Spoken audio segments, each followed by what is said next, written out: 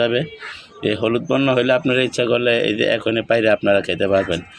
আমরা যদি দেখি এটা হচ্ছে আপনার এই যে পয়সা মালটা, যেটা এই যে ইন্ডিয়ান পয়সা মালটা, এই যে দেখেন পয়সা, এই যে পয়সা মালটা এটা আপনার হলুদ বর্ণ হয়ে গেছে।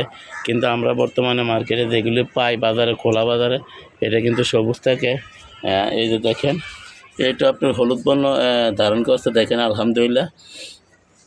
তো অনেকে জানতে চায় যে যারা নতুন বাগান করে ছাদে নিয়ে বিভিন্ন ফলাদি গাছগাছরা নিয়ে লাগায়, ওনারা আসলে বুঝতে পারে না যে আমার কমলা বা মালটা অথবা আনার অথবা ডালিম, মানে আমরা তো শখের বিষয় যারা নতুন বাগান করি, ওই কখন এটা পাকছে বা পাকার সময় হয়েছে, খাওয়ার উপযোগী হয়েছে, সেই বিষয়টা কিন্তু অনেকে জানে না। সেই জন্য আজকে আমরা এই ভিডিওটা দিলাম। বিশেষ করে আপনি যখন নভেম্বর মাস আইসা পড়ব তখন বুঝবেন যে আমার এই ফলগুলো খাওয়ার উপযোগী হয়ে গেছে। আর তাছাড়া এরকম হলুদ বর্ণ ধারণ করবে, এই হলুদ শেড পড়বে, দেখেন আপনারা